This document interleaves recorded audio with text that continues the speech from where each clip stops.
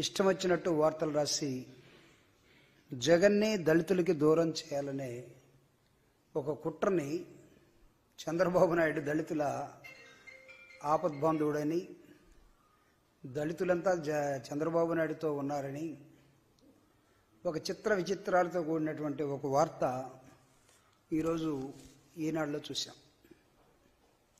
ఒక చిన్న ప్రశ్న ఈ రాష్ట్రంలో ఒక పెద్ద మనిషికి. ప్రశ్న చిన్నదే కానీ జవాబు చెప్పే శక్తి నాకు తెలిసి వీళ్ళకి ఉండదని భావిస్తూ ఉన్నాను.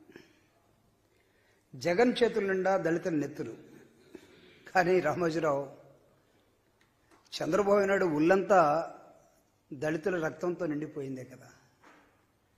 జగన్కి చేతులే రాశావు, కానీ చంద్రబాబు నాయుడు విషయం దళితుల్ని విడగొట్టి జీవితంలో వాళ్ళు కలవకుండా అన్నదమ్ముల్లాగా ఉన్నటువంటి దళితుల్ని రకరకాల గ్రూపులతోటి విడగొట్టి కోర్టులకు ఇచ్చి మనస్పర్ధలు పెంచి వాళ్ళ మీద ఒకరి మీద ఒకరికి దాడులకు ఉసిగల్పి దళిత శక్తిని మొత్తాన్ని కూడా నీరుగార్చే ప్రయత్నం చంద్రబాబు నాయుడు చేస్తే అది చంద్రబాబు నాయుడు గారు మంచివాడట, జగన్మోహన్ రెడ్డి గారు చేతుల నిండా దళితుల రక్తం అట. Mister Ramoji Rao, here is a small question to you. If you can answer me, I will accept your writings. కారంచేడులో జరిగినటువంటి దళితుల ఓచకోత నువ్వు తెప్పించినటువంటి ప్రభుత్వమే కదా, నీ వాళ్లే కదా ఆ రోజు ఉన్నది అధికారంలో. ఆ ఓచకోతకి కోర్టుల్లో కూడా సమాధానం లేకుండా, సాక్ష్యం లేకుండా చేసించినటువంటి ఘనత కూడా మీదే కదా. అరే జగన్మోహన్ రెడ్డి పరిపాలనలో అక్కడక్కడ చిన్న చిన్న సంఘటనల్ని భూతత్వంలో చూయించేసి దళితులందరూ జగన్మోహన్ రెడ్డి గారికి వ్యతిరేకమనే ఒక వార్తను ప్రచురించాలనే ప్రయత్నం చేస్తున్నటువంటి రామోజీ చంద్రబాబు నాయుడు గారు కారంచేడు ఘటన కనపట్టలేదా? ఈ రోజుకి శిక్ష పడకుండా అసలు సాక్షులే లేకుండా చేసినటువంటి మీరు శవాల్ని ముక్కలు ముక్కలుగా నరికి బస్తాల్లో కట్టి గ్రామం మీద, మాదిగపల్లి మీద దాడి చేసి మాలా మాదిగలు ఒకటైతే వాళ్ళ ఉద్యమాన్ని తట్టుకోలేక విలువలన్నటువంటి ఘటన మీది కాదా? పారింది రక్తం అక్కడ కదా ఏరులై. ఏం మాట్లాడతారు అంటే నువ్వు కొత్తగా జగన్మోహన్ రెడ్డి గారి చేతుల నిండా దళిత రక్తం అని చెప్తే మీ ఒంటి నిండా పోసుకున్న రక్తాన్ని ఎవడికి అడగాలి? అసలు మీకు దళితులకి ఏనాడైనా అవినాభావ సంబంధం ఉందా? అసలు నేను అడుగుతున్నా, ఈ ఈనాడు పేపర్లో 50 సంవత్సరాలుగా దళితుల పక్షాన ఎప్పుడైనా సరే ఒక వార్త దళితుల స్థితిగతులు ఈ విధంగా ఉన్నాయి, ఈ రాష్ట్రంలో ఈ దేశంలో దళితులు ఎదగాల్సిన అవసరం ఉంది, వాళ్ళ కోసం డాక్టర్ బాబాసాహెబ్ అంబేద్కర్ ఇచ్చిన రాజ్యాంగ హక్కులు కొన్ని ఉన్నాయి, వాటిని పాటించండి అని మీరు చేసింది మనిషి అన్నవాడు ఎవడు చేయడని కులంగా బయలుదేరి గడ్డబార్లు, చెలగబార్లు, కత్తులు, గొడ్డళ్ళు పట్టుకొని మాదిగపల్లి మీద దాడి చేసి అందరిని చంపలేదా? మాలలు మాదిగలు ఒకటైతే ప్రమాదం చెప్పి వీళ్ళని విడగొట్టడానికి హైదరాబాద్లో గుర్రాలతో తొక్కించలేదా? ట్యాంకు బండ మీద నుంచి గుర్రాల దాడికి తట్టుకోలేక ట్యాంకు బండ మీద జారిపడి చనిపోలేదా మా జనాలు? ఈ రోజైనా వార్త రాసేవా? పక్కన జరిగినటువంటి చుండూరు ఘటన నీకు కనపడటం లేదా? ఆ రోజు ప్రభుత్వం వేరే ఉండొచ్చు, మీరేమైనా ఖండించారా? పదిరికుప్పం ఏమైంది? మీ అధ్యాయాల్లో పేజీ కాదా అది? మీ చీకటి కోణాల్లో ఉన్నటువంటి రక్త మరకలు కావావి. ఈరోజు జగన్మోహన్ రెడ్డి వెనకాల జగన్మోహన్ రెడ్డి గారి పరిపాలన నా ఎస్సీలు, నా బీసీలు, నా ఎస్టీలు, నా అని తిరుగుతూ ఉంటే మైనారిటీస్ అని ఓర్చుకోలేక వీళ్ళందరూ జగన్కి ఒక సైన్యంగా మారి జగన్కి అండగా నిలిస్తే వాళ్ళని బెదరగొట్టడం కోసం, వాళ్ళ మనసుల్లో విషాన్ని నింపడం కోసం కొత్తగా నువ్వు ప్రేమను ఇక్కడ కడిగి పోస్తున్నావంటే, ఒలకబోస్తున్నావంటే రామోజీ నీ వయసు కన్నా బుద్ధి ఉండాలి కదా, నీ ఆలోచన కన్నా బుద్ధి ఉండాలి కదా. ఈ వయసులో కూడా తప్పులు చేసే మనుషులు ఉన్నారంటే ఏమనుకోవాలి? మారుతున్న సమాజం ఒకవైపు, చంద్రబాబు నాయుడు గారు పరిపాలనలో దళితులు మురిగ్గా ఉంటారు, దళితుల దగ్గర వాసన వస్తుంది, ఇక్కడ పక్కన మేము కూర్చోలేకపోతా ఉన్న ఒక మంత్రి నీ పరిపాలనలో కాదా జమ్మలమడుగు మంత్రి? చంద్రబాబు నాయుడు ఏమన్నా అన్నాడా? ఇక్కడ పక్కనే ఉన్నటువంటి ఒక అతను, ఒక సీనియర్ నాయకుడు, మాలమాదిలకు ఏం పనిరా గొడవలతోటి, మేము తేల్చుకుంటాం కదా, రాజకీయాలు మీకెందుకురా? నీ మంత్రి కాదా? లేకపోతే నీ దగ్గర సీనియర్ ఎమ్మెల్యే కాదా? పేర్లన్నీ చెప్పాలన్నా నేను? ఎక్కడికి వెళ్ళింది మీ గురిగింజ మచ్చ? ఈరోజు జగన్మోహన్ రెడ్డి గారి మీద విషయం కక్కడం కోసం మనిషిగా కొంతకాలమైనా ఉండటానికి ప్రయత్నం చేయండి. కొన్ని ఘటనలు జరిగి ఉండవచ్చు, వ్యక్తిగతమైన అంశాలు కావచ్చు, కానీ సామూహికంగా గ్రామాల మీద దాడులు చేసినటువంటి నీ కులం, నీ వర్గం, జగన్మోహన్ రెడ్డి గారు ఊరకల్లా పెత్తందారులు ఒకవైపు, పేదలు ఒకవైపు, పేదల పక్షాన్ని నేనున్నా అని చెప్తున్నాడు. పెత్తందారి బడా బూర్జువా మనస్తత్వాన్ని, పెట్టుబడిదారీ విధానాన్ని కాపు కాసి దళితుల పక్షాన మాట్లాడటానికి ఒక్కరోజు కూడా మీకు మనసు రాకుండా మీరు ఈ రోజు ఎన్నికల సమయంలో జగన్మోహన్ రెడ్డి గారు దళితుల వ్యతిరేకి, ఆయన చేతుల నిండా రక్తం అంటే నేను అడుగుతున్న మీ ఒళ్ళంతా దళితుల రక్తంతో నిండిపోలేదా? అసలు మీ కుటుంబాల్లో ఎవరైనా మా వాళ్ళు ఉన్నారా? రాజశేఖర రెడ్డి గారి ఇంటిలో వాళ్ళ మేనత్తలు అందరూ కూడా, నలుగురు మేనత్తలు దళితులను కదా పెళ్లి చేసుకున్నది. ఆ రోజే రాజశేఖర రెడ్డి గారు కానీ వాళ్ళ నాన్నగారు కానీ కుల నిర్మూలన జరగాలంటే, ఇంటర్ కాస్ట్ మ్యారేజ్ జరగాలని డాక్టర్ బాబాసాహెబ్ అంబేద్కర్ ఆలోచన విధానంతో తన కుటుంబంలోనే తన బిడ్డల్ని రాజారెడ్డి గారు మొత్తం ఎస్సీలకు ఇచ్చి పెళ్లి చేయలేదా? మీ ఇళ్లలో ఎవరైనా ఉన్నారా? రామోజీరావు, మీ ఇంట్లో ఒక ఎస్సీ, ఒక ఎస్టీ కోడలు కానీ కొడుకు కానీ ఉన్నారా?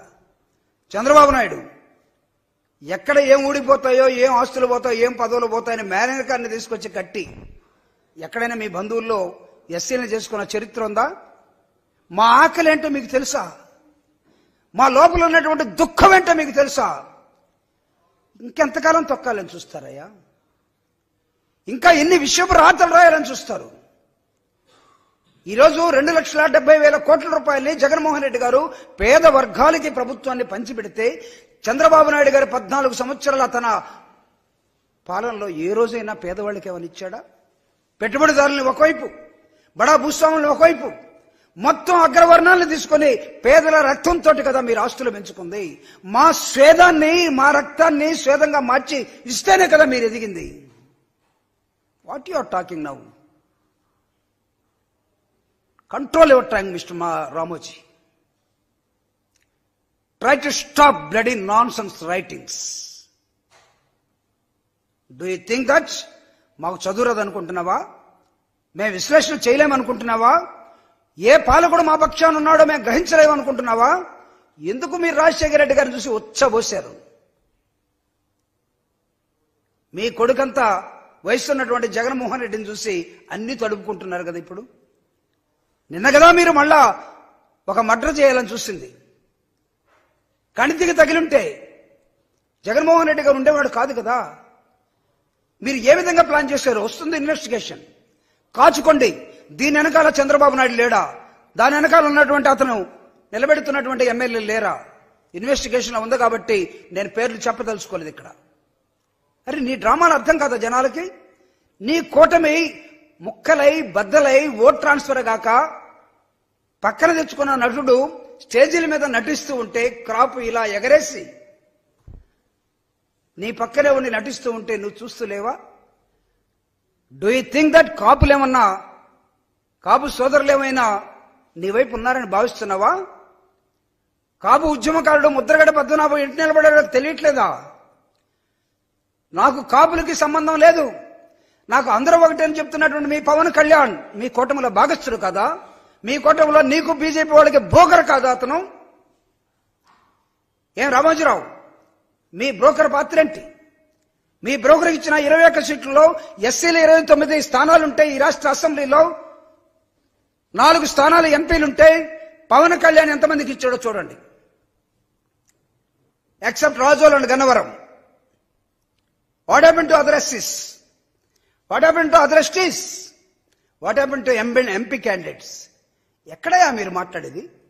ఎవరిని గురించి మాట్లాడుతున్నారు? సామాజిక న్యాయం గురించి మీరు మాట్లాడాలంటే మీకు నిజంగా పాజిటివ్ యాంగిల్ ఉందా సమాజం పట్ల?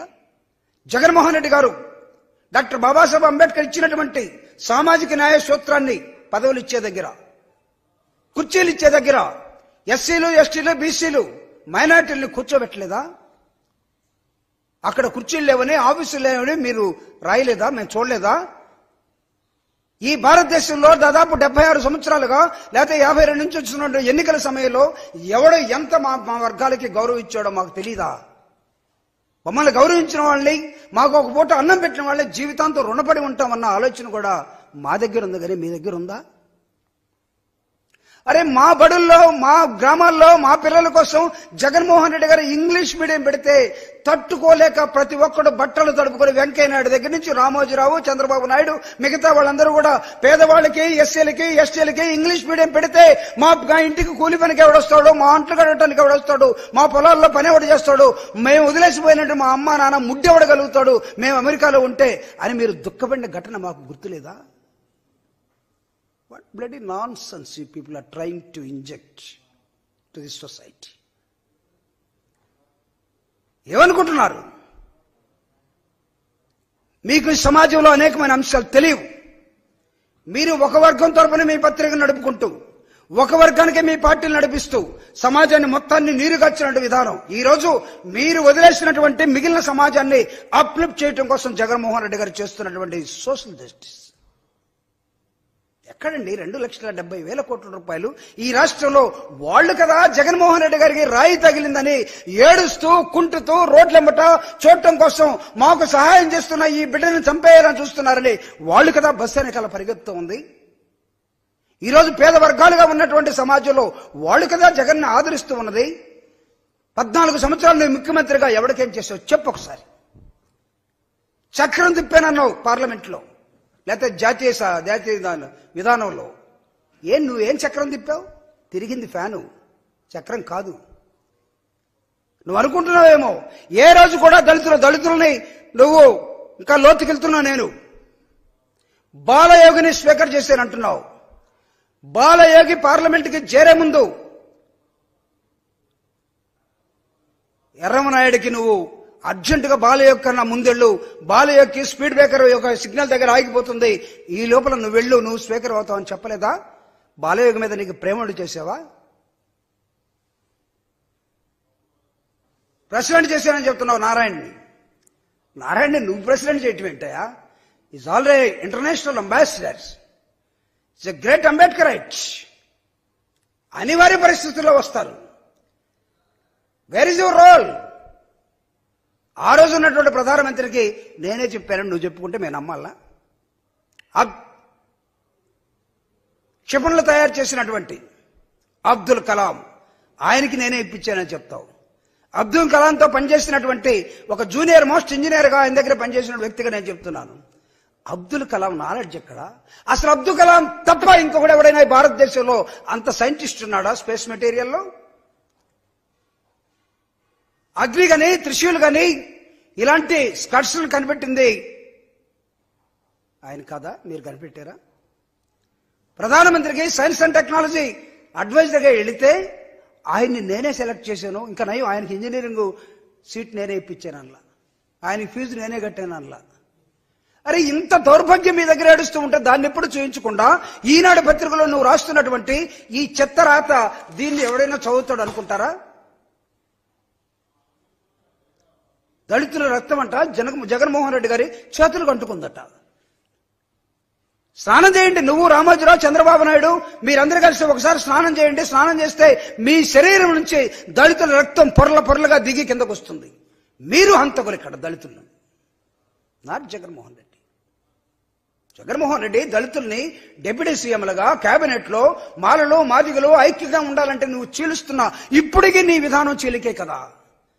నువ్వు ఎన్ని కుట్రలు పడినా జగన్మోహన్ రెడ్డి గారు దళితులు ఐక్యతంగా ఉండాలని చెప్తున్నాడు. మీరు కుసంస్కారులు. మీకు ప్రజల దళితుల పక్షాన కనీసం రాజకీయ అవగాహన లేనటువంటి వాళ్ళు. అక్కడెక్కడ సింగనమల్లో ఒక అతను వస్తే అతను లారీ డ్రైవర్ అన్నావు, టిప్పర్ డ్రైవర్ అన్నావు. దళితుల్లో ఎవడు పుట్టాలి అని వాగావు. బీసీలు తోక కత్తిరిస్తానన్నావు. ఇవన్నీ ఎక్కడి నుంచి వచ్చినాయి? మీ గుండెల్లో ఉన్న దాచుకున్న పొరలే కదా బయటకు వచ్చింది. కానీ జగన్మోహన్ రెడ్డి గారు ఏం చేస్తున్నారు?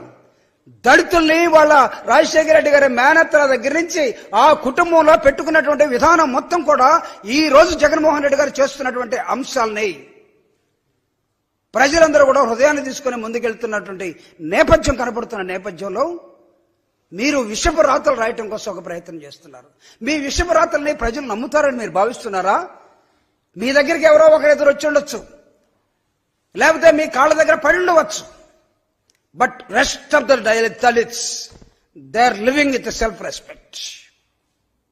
ఒకవేళ ఒక పక్క చంద్రబాబు నాయుడు పెట్టి, ఒక పక్క జగన్మోహన్ రెడ్డి పెట్టి, ఒక పక్క రామోజీరావుని పెట్టి, ఒక పక్క జగన్మోహన్ రెడ్డిని పెట్టి మీరు వీళ్ళిద్దరిలో ఎవరు కావాలని దళిత సమూహాన్ని అడిగితే దళితులందరూ కూడా జగన్మోహన్ రెడ్డి కోరుకుంటారు, కానీ రామోజీరావుని చంద్రబాబు నాయుడిని కాదు. నువ్వేమన్నా దళిత సామ్రాట్టువా మౌర్యమా? రామోజీ దళిత సామ్రాట్టువా? నువ్వేమన్నా దళితుల పక్షాన వాళ్ళ స్థితిగతుల మీద ఒక్కరోజు కూడా ఒక పేజీలో నీ ఈనాడు పత్రికలో వార్త రాలేదే? ఆర్ఎండి పక్షాన ఎట్లీస్ట్ రిసెర్చ్ కోసం అయినా ఒకటి రాసుకోలేదే? నువ్వు ఎన్నికల సమయంలో మా మీద విషపు రాతలు రాసి జగన్మోహన్ రెడ్డిని మాకు డీలింక్ చేయాలనుకుంటే వీలవుతుందా? We always coupled. You cannot delink. రాబోయే జగన్మోహన్ రెడ్డి గారి ప్రభుత్వంలో చూసుకో ఎంతమంది దళితులు ఉంటారు, ఎంతమంది పేదలు ఉంటారు, ఎంతమంది నిర్భాగ్యులు ఉంటారు, ఎంతమంది సభలకు పోలేని వాళ్ళందరూ కూడా ఈరోజు వచ్చి నిలబడతారు. నువ్వు ఎవరికి ఇచ్చావు నువ్వు టికెట్లు? జనతా బీజేపీకి నీ మనుషులే, దానికి అదేం పార్టీ అది? ఇంకోటి అప్పుడప్పుడు వచ్చి నటించిపోయాడు పార్టీ, ఏది ఏం సేనా, దానికి నీ కార్యకర్తలే. వాళ్ళకి లేరు అసలు. ఇదేం కూటమయ్యా? కూటములంటే ఇట్లుంటాయా? కూటములంటే సరి సమానంగా, లేకపోతే ఒక 3/4 ఇలాంటి బలాబలాలను చూపించుకుంటూ, ఒకటి 20 సీట్లకే వంగిపోయినోడు, ఒకడు 0 సీట్లతోటి నువ్వెవడైనా పెట్టుకో అనుకునేవాడు, ఒకసారి వచ్చి రెండోసారి రాకుండా పోయిన ప్రధానమంత్రి. నీ ఎన్నికల్లో బీజేపీ వాడు వస్తాడు అనుకుంటున్నావా? బీజేపీ వాళ్ళకి అర్థం కాలేదా? నేషనల్ సర్వేస్ కానీ స్టేట్ సర్వేస్ కానీ దాదాపు 6 డజన్ సర్వే సంస్థల మొత్తాన్ని కూడా జగన్మోహన్ రెడ్డి గెలవబోతున్నాడని చెప్తున్న విధానం కనపడటం లేదా? రామోజీరావు ఇచ్చే సర్వేని నమ్ముకొని చంద్రబాబు నాయుడు నువ్వు పోతావు, ఆల్రెడీ పోయావు. జగన్మోహన్ రెడ్డి గారిని విమర్శించే నైతికతని మీరు కోల్పోయారు. విజయవాడలో ఎక్కడ రంగాన్ని చంపారో, ఎక్కడ మిగతా ప్రముఖులను చంపారో ఆ ప్రాంతంలో జగన్మోహన్ రెడ్డి కోసం మీరు పనిన కుట్ర ఏదైతే ఉందో ఆ కుట్ర విఫలమైంది. నొప్పి తెలియకుండా కడుపులో కత్తులు దూర్చే దుర్మార్గులు వీళ్ళు పొడిసేంత వరకు మనకు తెలియదు. ఎవడైనా వీళ్ళ పక్షాన ఇంకా ఉన్నట్లయితే, మా దళిత ఫ్రెండ్స్ కానీ లేకపోతే ఇంకెవరైనా ఉన్నట్లయితే, దయచేసి try to understand the worst nature of Chandrababu Naidu and Ramoji Rao. I'm using this adjective, the worst nature towards Dalits. అరే దళితులకి షేక్ హ్యాండ్ ఇచ్చి చేయగడుక్కునే వాళ్ళు మీరు, దళితుల్ని ఆలింగనం చేసుకుని కూర్చోబెట్టుకుని అన్నమో కప్పు కాఫీ ఇచ్చే జగన్మోహన్ రెడ్డి గారు ఎక్కడయ్యా మీరు అసలు? తను తిరిగినటువంటి దాదాపు 5 సంవత్సరాలు ఓదార్పు యాత్ర ఒకసారి చూడండి. ఎవరిని ముద్దాడాడో, ఎవరితో కలిసిపోయాడో, ఏ నులక మంచం మీద ఉన్నాడో, ఏ పుణ్యేళ్లతోటి, ఏ గంజితోటి, ఏ అవ్వ దగ్గర, ఏ కురుపులున్న వ్యక్తుల దగ్గర, ఏ ముసలాళ్ళ దగ్గర, ఏ వస్తున్న వాళ్ళ దగ్గర కూర్చొని జగన్మోహన్ రెడ్డి గారు ఉన్నాడు చూడండి. ఎప్పుడైనా నువ్వు కూర్చున్నావా? నీ దగ్గర కూర్చోవాలంటే వాసన వస్తుందని జనాలు బారిపోతారు. వాసన వచ్చే వాళ్ళ దగ్గర నువ్వు ఎక్కడ కూర్చుంటావు? రామోజీ ఎప్పుడైనా బయటకు వచ్చావా ఫిల్మ్ నగర్ సిటీ దాటి? కమాడేసే గ్రామాలకు రా, చూడు గ్రామాల్లో ఏమనుకుంటున్నారు నీ గురించి, జగన్మోహన్ రెడ్డి గారి గురించి ఏమనుకుంటున్నావు చూడు. రక్తం కాలువలై పారింది మీ దగ్గర, రక్తపు మరకలు అంటుకున్నది చేతులకి జగన్మోహన్ రెడ్డి కాదు, మీ బుర్రలకి, మీ మనసుకి, మీ శరీరం మొత్తం కూడా దళితుల రక్తంతో, దళితుల చెమటతోటి, దళితుల వ్యతిరేకతతోటి నిండిపోయి ఉన్నాయి. మీరు రాస్తే మేము నమ్మాలనా? మిగతా సమాజం ఎవడన్నా నమ్ముతుందని ఈ వార్తను నిజంగా ఎవడన్నా అనుకుంటే చింపేశాను దీన్ని.